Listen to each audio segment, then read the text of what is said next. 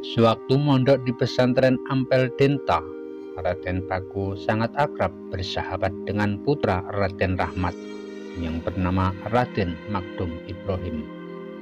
Keduanya bagai saudara kandung saja, saling menyayangi dan saling mengingatkan. Nah, berikut ini kisah Raden Paku. Saksikan setelah yang satu ini. Namun sebelum itu, klik subscribe dan gambar lonceng untuk mengetahui video-video menarik berikutnya. Like dan share ke semua media sosial yang kalian punya.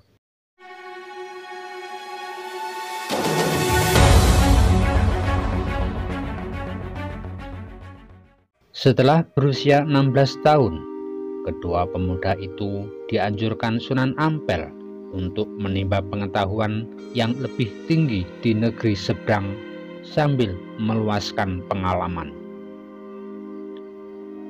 Di negeri Pasai banyak orang pandai dari berbagai negeri.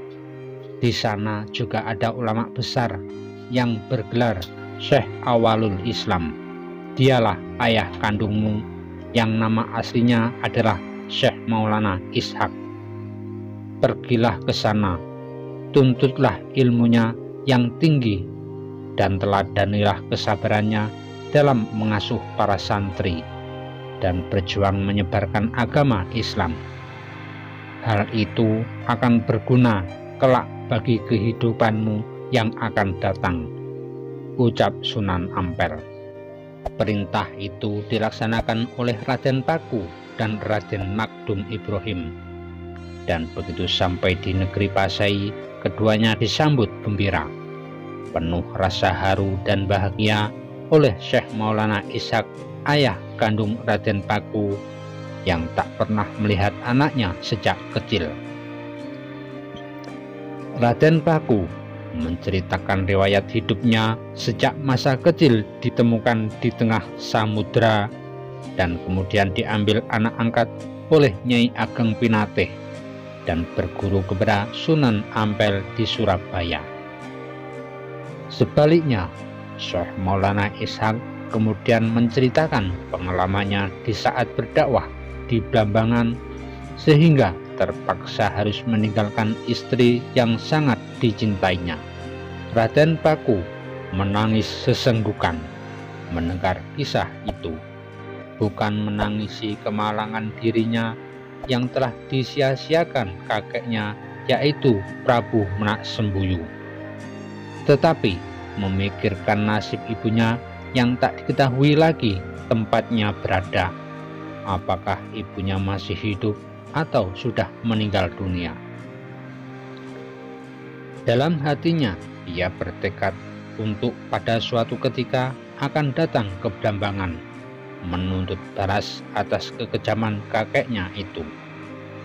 Namun Syekh Maulana Ishak segera meredakan gelora hati Raden Paku yang masih berusia muda itu.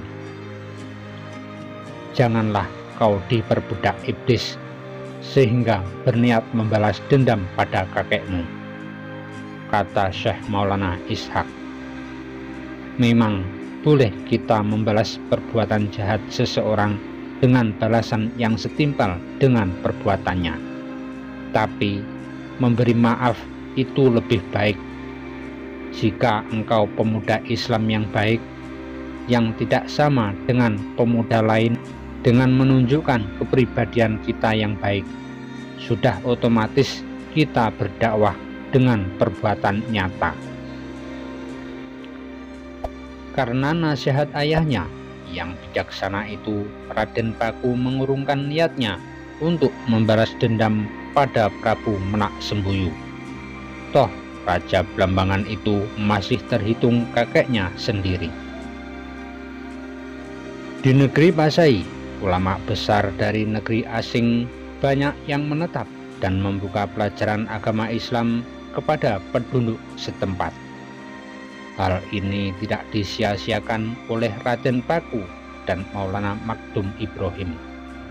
Kedua pemuda itu belajar agama dengan tekun, baik kepada Syekh Maulana Ishak sendiri maupun kepada guru-guru agama lainnya. Ada yang beranggapan bahwa Raden Paku dikaruniai ilmu laduni yaitu ilmu yang langsung berasal dari Tuhan, sehingga kecerdasan otaknya seolah tiada bandingannya. Di samping belajar ilmu tauhid, mereka juga mempelajari ilmu tasawuf dari ulama Iran, Baghdad, dan Gujarat yang banyak menetap di negeri Pasai.